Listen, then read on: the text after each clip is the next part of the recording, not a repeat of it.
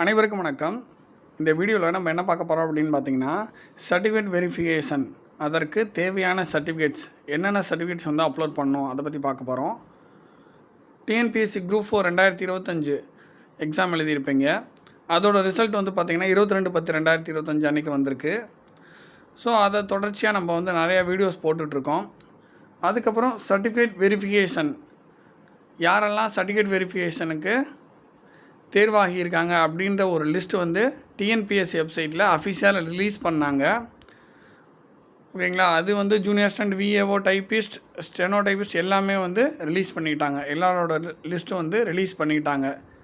கிட்டத்தட்ட வந்து BC, MBC, BCM, ST, SCA, so எல்லா கம்யூனிட்டிக்கும் வந்து பார்த்திங்கன்னா 1:2 அப்படின்ற அடிப்படையில் வந்து கூப்பிட்ருக்காங்க.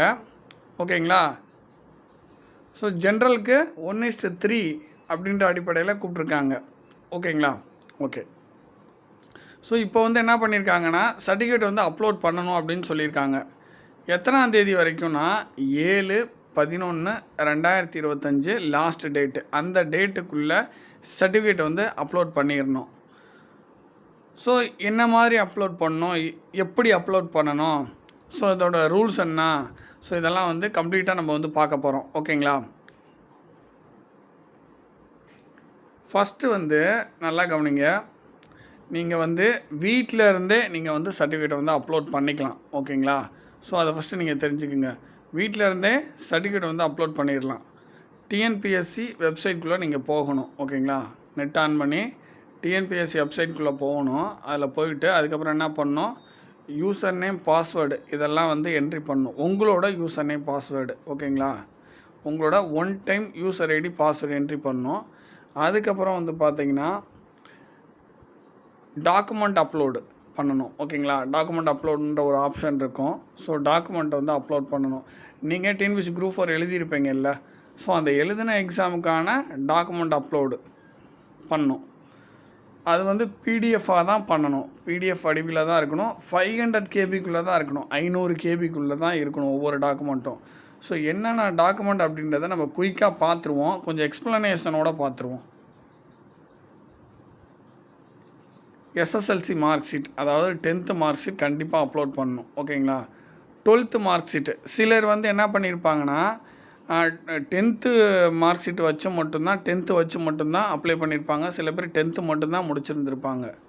ஸோ அப்படி 10th மட்டும் முடிச்சிருந்து 10th வச்சு அப்ளை பண்ணியிருக்கவங்களுக்கு டிஎன்பிஎஸ்சி குரூப் 4 அப்ளை பண்ணியிருந்தீங்கன்னா 10th மார்க் ஷீட் மட்டும் அப்லோட் பண்ணால் போதும்.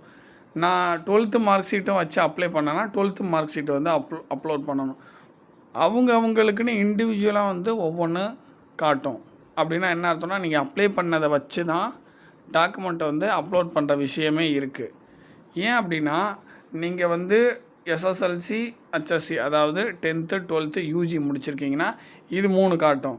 நீங்கள் பிஜியும் சேர்த்து முடித்த அதை வச்சு அப்ளை பண்ணியிருந்தீங்கன்னா இதுவும் சேர்த்து காட்டும். எதை வச்சு அப்ளை பண்ணிங்களோ அந்த டாக்குமெண்ட் மட்டும்தான் உங்களுக்கு காமிக்கும். நீங்கள் அப்ளை பண்ணதுக்கப்புறம் முடித்த டாக்குமெண்ட்லாம் இதில் அப்லோட் பண்ண முடியாது. ஓகேங்களா? ஸோ கவனிங்க. 10th mark sheet, 12th mark sheet, UG mark sheet, PG mark sheet நீங்கள் வந்து அப்ளை பண்ணும்போது என்ன பண்ணியிருக்கீங்களோ அந்த இதெல்லாம் உங்களுக்கு காமிக்கும். அவ்வளோதான், வேறு ஒன்றும் இல்லை. ஸோ பாருங்கள். So 10th mark sheet, 12th mark sheet UG வச்சு அப்ளை பண்ணியிருக்கீங்கன்னா அதில் ப்ரொவிஷ்னல் அல்லது டிகிரி சர்டிஃபிகேட், ப்ரொவிஷ்னல் சர்டிஃபிகேட் அல்லது டிகிரி சர்டிஃபிகேட் அல்லது கன்சால்டேட் மார்க் ஷீட்டு. ஸோ இது 3ல் ஏதாவது ஒன்று வந்து நீங்கள் அப்லோட் பண்ணலாம். ஓகேங்களா? பிடிஎஃபாக தான் அப்லோட் பண்ண போகிறீங்க. ஆனால் நீங்கள் வந்து அப்ளை பண்ணும்போது ப்ரொவிஷ்னல் வச்சு அப்ளை பண்ணியிருந்தீங்கன்னா இங்கே ப்ரொவிஷ்னல் அப்லோட் பண்ணுங்கள். அப்ளை பண்ணும்போது டிகிரி வச்சு அப்ளை பண்ணியிருந்தீங்கன்னா டிகிரி நம்பர் வச்சு அப்ளை பண்ணியிருந்தீங்கன்னா இங்கே டிகிரி வந்து அப்லோட் பண்ணணும். ஒருவேளை அப்ளை பண்ணும்போது கன்சால்டேட் மார்க் ஷீட்டு வச்சு அப்ளை பண்ணியிருந்தீங்கன்னா இங்கே கன்சால்டேட் மார்க் ஷீட்டு அப்லோட் பண்ணணும். ஸோ இதுலேயும் இன்னொரு ஆப்ஷனும் இருக்குது. இதை நான் சொல்கிறேன். யாரும் ஆனால் கன்ஃபியூஸ் ஆக வேணாம். ஓகேங்களா? நீங்கள் ஏதாவது ஒன்று வச்சு மட்டும் அப்லோட் பண்ண போகிறீங்க. எதை வச்சு அப்ளை பண்ணிங்களோ அந்த சர்டிஃபிகேட் வச்சு அப்லோட் பண்ண போகிறீங்க. ஓகேங்களா? ஆனால் நல்லா கவனிங்க. ப்ரொவிஷ்னல் இருக்குது, டிகிரி இருக்குது, கன்சால்டேட் இருக்குன்னா இது 3ல் எதை வச்சு அப்ளை பண்ணிங்களோ அதை வந்து அப்லோட் பண்ணுவீங்க. ஆனால் உங்கள் கையில் எல்லா சர்டிஃபிகேட்டும் இருக்குது. நான் வந்து 3மே அப்லோட் பண்ணுறேன்னா பண்ணலாம். என்ன மாதிரி ஆப்ஷன்றதை நான் சொல்லிடுறேன். ஓகேங்களா? பிடிஎஃப் தானே. இமேஜ் நீங்கள் வந்து பிடிஎஃப் என்ன பண்ணுவீங்க, தனித்தனி இமேஜாக வச்சுருப்பீங்களா, ப்ரொஃபஷனல் வச்சுருப்பீங்க, டிகிரியும் வச்சுருப்பீங்க, கன்சால்டேட்டும் வச்சுருப்பீங்க. 3யுமே கம்பைன் பண்ணிடுங்க. ஓகேங்களா? எப்படி 3யுமே நீங்கள் வந்து பிடிஎஃபாக ஒரே பிடிஎஃபாக நீங்கள் உங்களால் அனுப்ப முடியும். ஓகேங்களா? அப்லோட் பண்ண முடியும். அப்படி உங்களுக்கு பாசிபிள் அப்படின்னா 3யுமே சேர்த்து வச்சு ஒரே பிடிஎஃபாக அப்லோட் பண்ணுங்கள். அப்படி அப்லோட் பண்ணும்போது நீங்கள் அப்ளை பண்ணும்போது நல்லா கவனிங்க, நீங்கள் அப்ளை பண்ணும்போது எந்த டாக்குமெண்ட்டை வச்சு அப்ளை பண்ணிங்களோ அந்த டாக்குமெண்ட் ஃபஸ்ட்டு வச்சுருங்க. டிகிரி வச்சு அப்ளை பண்ணிங்கன்னா டிகிரி ஃபஸ்ட்டு, அடுத்து 2 3. ஓகேங்களா? அப்படின்னா டிகிரி ஃபஸ்ட்டு, இது 2 இது 3. ஸோ என்ன சொல்ல வரேன்னா, ஒரே பிடிஎஃப்பில் 3 இமேஜை வந்து உங்களால் வந்து 3 இமேஜை சேர்த்து ஒரே பிடிஎஃபாக அப்லோட் பண்ண முடியுன்றதை சொல்லிக்கிறேன். அதே தான் பிஜிக்கும். பிஜி வச்சு அப்ளை பண்ணியிருந்தீங்கனாலும் நான் யூஜிக்கு என்ன சொன்னனோ அதே தான். ஓகேங்களா? ஓகே. இப்போ அடுத்தது பாருங்கள், COA computer on office automation. இதை வச்சு நீங்கள் அப்ளை பண்ணியிருந்தீங்கன்னா இங்கே அப்லோட் பண்ணலாம். இது நான் அப்லோட் பண்ணும்போது இல்லை சார்னா இங்கே உங்களுக்கு ஆப்ஷன் காட்டாது. Typing certificate, typing English certificate, Tamil certificate 2 தான் காமிக்கும். அதுலேயும் வந்து நீங்கள் எதை வச்சு அப்ளை பண்ணீங்களோ அதான் காட்டும். இங்கிலீஷ் சீனியரும் தமிழ் சீனியரும் அப்ளை பண்ணி அதை வச்சு அப்ளை பண்ணியிருந்தீங்கன்னா அது 2ம் இங்கே காட்டும். ஓகேங்களா? அதே மாதிரி தான் ஷார்ட் ஹேண்டில் இங்கிலீஷ் சீனியரும் தமிழ் சீனியரும் வச்சு அப்ளை பண்ணிங்கன்னா அது 2ம் நீங்கள் இங்கே அப்லோட் பண்ணணும். அல்லது வந்து இங்கிலீஷ் தமிழில் வந்து சீனியர், இங்கிலீஷில் ஜூனியர் வச்சு அப்ளை பண்ணியிருந்தீங்கன்னா அதை வந்து நீங்கள் வந்து அப்லோட் பண்ணணும். எதை வச்சு அப்ளை பண்ணீங்களோ அதை தான் இங்கே அப்லோட் பண்ணணும் அப்படின்றத நான் சொல்லிக்கிறேன். இங்கிலீஷ்க்கு தனியாகவும் தமிழுக்கு தனியாகவும் காமிக்கும். ஓகேங்களா? நீங்கள் ஒன்று தான் வச்சு அப்ளை பண்ணியிருக்கீங்கன்னா அது ஒன்றை வச்சு தான் நீங்கள் வந்து அப்லோட் பண்ண முடியும். ஓகேங்களா? புரியுதுங்களா என்ன சொல்கிறேன்னு? அப்புறம் கம்யூனிட்டி சர்டிஃபிகேட் வந்து அப்லோட் பண்ணணும். எல்லாமே 500 KBக்குள்ளே இருக்கணும். அடுத்து என்ஓசி, நீங்கள் வந்து கவர்மெண்ட்டில் வேலை செஞ்சீங்க, நீங்கள் ஆல்ரெடி அப்ளை பண்ணும்போது நான் கவர்மெண்ட்டில் வேலை செஞ்சேன்னு நீங்கள் கொடுத்துருக்கீங்க, வேலை பார்த்துட்ருக்கேன் அப்படின்னு நீங்கள் கொடுத்துருக்கீங்கன்னா என்ன பண்ணணும், இந்த என்ஓசி வந்து அப்லோட் பண்ணணும். உங்கள் ஆஃபீஸில் இந்த குறிப்பிட்ட நாட்களுக்குள்ளே என்ஓசி வாங்கி அப்லோட் பண்ணலாம். அல்லது என்ஓசி கிடைக்கல அப்படின்ற பட்சத்தில் என்ன பண்ணலாம், செல்ஃப் டிக்ளரேஷன்.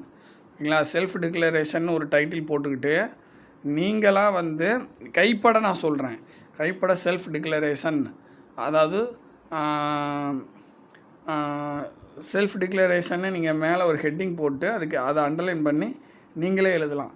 நான் வந்து அப்ளை பண்ணும்போது எனது அலுவலகத்தில், ஓகேங்களா, அலுவலகத்திற்கு கடிதம் கொடுத்துள்ளேன். ஓகேங்களா? அப்ளை பண்ணும்போது டிஎன்பிசி அப்ளை பண்ணும்போது எனது அலுவலகத்தில் டிஎன்பிசி அப்ளை பண்ணுறதுக்கும் எக்ஸாம் எழுதுறதுக்கும் பர்மிஷன் கேட்டு நான் லெட்ரு கொடுத்தேன்.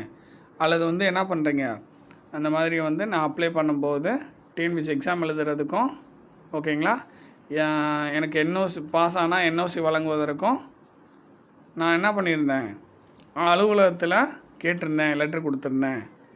அவங்க பின்வரும் நாட்களில் தராங்க அப்படின்னா அதை வந்து கவுன்சிலிங்க்கு எடுத்துகிட்டு வரேன். ஓகே, தருவாங்கன்னா இல்லை, தரும்போது எடுத்துகிட்டு வரேன் அப்படின்ற மாதிரி செல்ஃப் டிக்ளரேஷன். நீங்களாக உங்களோட சொந்த வார்த்தைகளில் இந்த கண்டென்ட் இதுதான்.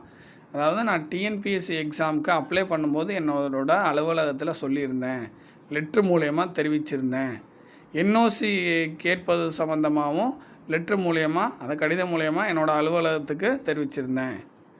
ஓகேங்களா? ஸோ எனக்கு பின்வரும் நாட்களில் கவுன்சிலிங் வரும் பட்சத்தில் நான் கண்டிப்பாக அதையும் எடுத்து வருவேன். அந்த மாதிரி இதான் கண்டென்ட். இதான் இதை வச்சு நீங்கள் வந்து செல்ஃப் டிக்ளரேஷன் எழுதி கீழே வந்து உங்களோட சைன் போடணும். சைன் போட்டு ப்ராக்கெட்டில் உங்களோட முழு பேர் எழுதணும். ஓகேங்களா? டேட்டு போட்டுடணும். ஓகேங்களா? டேட்டுனா எப்போ, நீங்கள் இன்றைக்கி எழுதுனீங்கன்னா இன்றைக்கி டேட்டு, அவ்வளோதான். அடுத்து அதர் டாக்குமெண்ட்டு. ஏதாவது உங்களுக்கு டாக்குமெண்ட்டு எது சம்மந்தமாவது வைக்கணும்னு தோணுச்சுன்னா நீங்கள் வச்சுக்கலாம். அதர் டாக்குமெண்ட்னா என்ன, எதுலேயுமே இல்லாமல் அல்லது ஏதாச்சும் உங்களுக்கு தவறுதலாக இருக்குது, ஏதாவது மிஸ் ஆகுது அப்படின்னா இந்த அதர் டாக்குமெண்ட்டில் நீங்கள் வந்து இப்போ கைப்பட எழுதி அந்த அதர் டாக்குமெண்ட்டில் ஒரு லெட்ரு மாதிரி டிஎன்பிஎஸ்சிக்கு வச்சு அதையும் அப்லோட் பண்ணலாம். ஆனால் எழுதின லெட்டரை பத்திரமா வச்சுக்கோங்க.